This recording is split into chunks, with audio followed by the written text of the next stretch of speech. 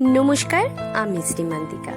আমি আজকে রান্না করে দেখাবো খাসির মাংসের স্বাদে গাছ পাঠা, যার নাম হলো এঁচোড়।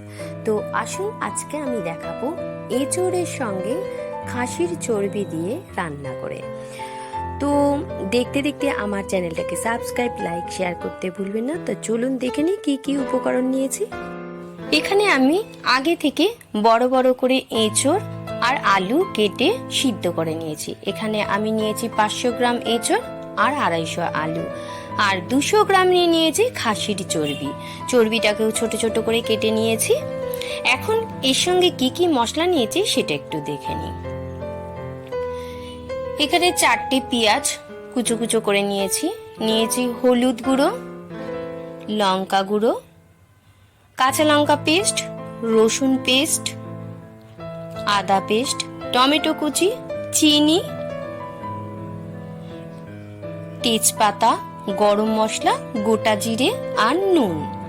এখানে সব পরিমাণ মতো আমি মশলাগুলো নিয়ে নিয়েছি। আর নিয়েছি মরিচ গুঁড়ো আর গরম মশলা গুঁড়ো। এখন আমি ইন্ডাকশন ওভেনটা জ্বালিয়ে কড়াটা বসিয়ে দিয়েছি। এখন কড়ার মধ্যে দিয়ে দেব 100 গ্রামের মতো সরষের তেল।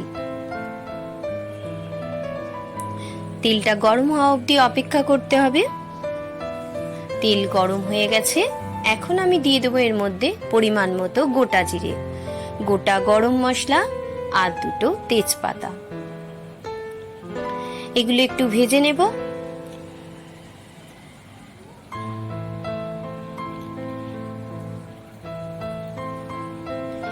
ভাজা হয়ে গেছে। এখন দিয়ে দেবো কেটে রাখা পেঁয়াজগুলো।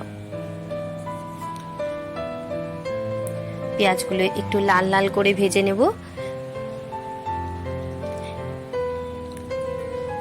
পেঁয়াজ ভাজার সময় আমি এখন এর মধ্যে দিয়ে দেবো পরিমাণ মতো নুন আর স্বাদ মতন চিনি। চিনি আর নুন দিয়ে পেঁয়াজ ভাজলে পেঁয়াজটা তাড়াতাড়ি সিদ্ধ হবে আর একটা কালার আসবে। আমি এই কথাটা আমার প্রতিটা রান্নার ভিডিওতেই বলে দিই। পেঁয়াজটা ভাজা হয়ে এসেছে। এখন আমি কেটে রাখা চর্বিগুলো এর মধ্যে দিয়ে দেব।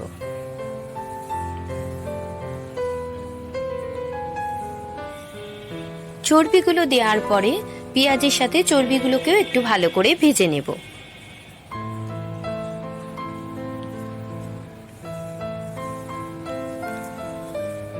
এটা আমার একদম নিজস্ব রান্না, চর্বি দিয়ে এঁচোড়। এঁচোড়টা ভীষণ আরো স্বাদ বাড়ায়। গাছপাঠা তো গাছপাঠার মতোই লাগে। আপনারা বাড়িতে বানিয়ে খেয়ে দেখবেন আর আমাকে কমেন্ট করে জানাবেন কেমন হয়েছে। এখন আমি দিয়ে দেবো কেটে রাখা টমেটো। টমেটোটাও দেওয়ার পরে একটু ভালো করে ভেজে নেব। এরপরে দিয়ে দেব হাফ চামচের মতো আদা বাটা, 1.5 চামচের মতো রসুন বাটা, হাফ চামচের মতো কাঁচা লঙ্কা বাটা, হলুদ গুঁড়ো 1 চামচের মতো, স্বাদ মতন নুন, স্বাদ মতন চিনি। এবার দিয়ে দেবো 1 চামচের মতো গুঁড়ো গরম মশলা, হাফ চামচের মতো মরিচ গুঁড়ো। সব মশলাগুলো দেওয়ার পরে আমি চর্বিটাকে ভালো করে কষিয়ে নেব। যতক্ষণ না তেল ছাড়ে অন্তত 10 মিনিটের মতো মশলার সাথে চর্বিটাকে কষিয়ে নেব। এরপরে দিয়ে দেব হাফ চামচের মতো লাল লঙ্কা গুঁড়ো। আপনারা লঙ্কা গুঁড়ো খেলেও দিতে পারেন, নাও দিতে পারেন। আমি সচরাচর লঙ্কা গুঁড়ো রান্নায় ব্যবহার করি না, কিন্তু আজকে যেহেতু আমি খাসির চর্বি দিয়ে এঁচোড়টা রান্না করছি তাই একটু লঙ্কা গুঁড়ো ব্যবহার করলাম। এদিকে আমার মশলাটা কষানো হয়ে গেছে।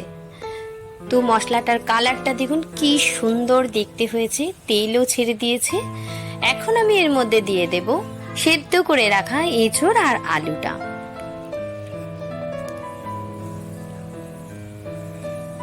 এঁচোড় আর আলু দেওয়ার পরে প্রায় 5 মিনিট ধরে মশলাটাকে আলু আর এঁচোড়ের সাথে কষিয়ে নিতে হবে। খুব সুন্দর গন্ধ বেরোচ্ছে, বলে বোঝাতে পারবো না। তবে আমি এইভাবে কোনোদিন কাউকে রান্না করতে দেখিনি। এটা আমি আমার মন থেকেই বানালাম চর্বি দিয়ে। তবে আশা করি আপনাদের ভালো লাগবে, আপনারাও এভাবে বানিয়ে খেয়ে দেখবেন, মনে হয় খুব ভালো লাগবে, বারবার খেতে ইচ্ছা হবে। আমি মন থেকে ট্রাই করে দেখেছি, রান্নাটা করে খেয়ে দেখেছি, খুব ভালো লেগেছে, তাই আপনাদের সাথে শেয়ার করলাম।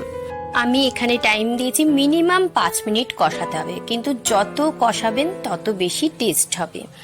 দেখুন আস্তে আস্তে আমার এই এঁচোড় আর আলু আর মশলা কষানোর পরে পুরো কালারটাই আস্তে আস্তে চেঞ্জ হয়ে যাচ্ছে, তেল আস্তে আস্তে ছেড়ে দিচ্ছে। এখন অন্যরকম কালারটা হয়ে গেছে, রান্নার একদম স্বাদই বদলে যায় যদি একটু ভালো করে কষানো হয়।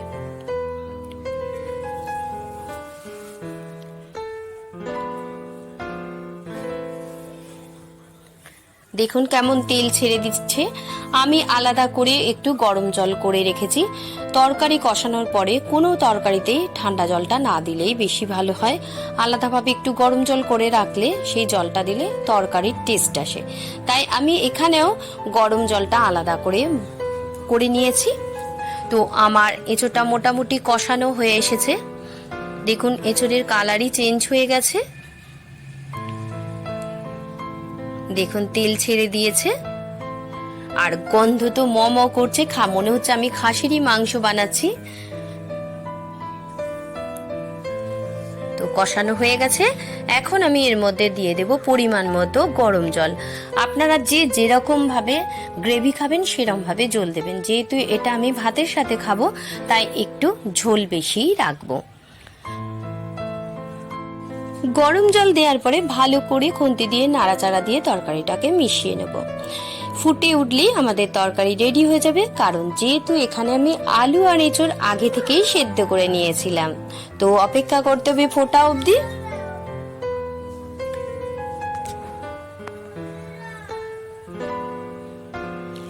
তো এঁচোড় আলু ফুটে উঠেছে, গবগবিয়ে ফুটে উঠলেই আমাদের তরকারি হয়ে যাবে রেডি। খুব ভালোভাবে ফুটে গেছে তরকারিটা, একটু ভালো করে নাড়াচাড়া দিয়ে দেবো। খুব সুন্দর গন্ধ বেরিয়েছে, একদম মনে হচ্ছে খাসির মাংস বানাচ্ছি। ওহ ইয়ামি ইয়ামি, টেস্টি টেস্টি, দারুণ গন্ধ বেরিয়েছে। তো আর খানিকক্ষণ ফোটাবো। তো এইভাবে আপনারা বাড়িতে রান্না করে খেয়ে দেখবেন, কেমন লাগে আমাকে একটা অতি অবশ্যই কমেন্ট করে জানাবেন। আর তার সঙ্গে প্লিজ প্লিজ একটা শেয়ার, একটা কমেন্ট, একটা লাইক করতে ভুলবেন না। অনেক কষ্ট করে আমরা এই রান্নাগুলো করে ভিডিও করে এডিটিং করে দেখাই, শুধু আপনার একটু সাপোর্ট পাবো বলে। তো আমার রান্নাটা কমপ্লিট হয়ে গেছে, দেখুন দেখতে অতি সুন্দর হয়েছে আর খেতেও অতি উত্তম লাগে। তো আমি এখন একটা পাত্রের মধ্যে নামিয়ে নিচ্ছি। আমার তো লোভই সামলাচ্ছে না, মনে হচ্ছে কতক্ষণে খাবো। তো আমার এই রান্নাটা রেডি হয়ে গেছে। তো আজ আসি, আবার আসবো নতুন রান্না নিয়ে। ততক্ষণ আপনারা সাবধানে থাকবেন, সুস্থ থাকবেন, ভালো থাকবেন। যেতে যেতে আমার চ্যানেলটাকে সাবস্ক্রাইব, লাইক, শেয়ার করতে ভুলবেন না। নমস্কার, আজ আসি, আবার আসবো নতুন রান্না নিয়ে।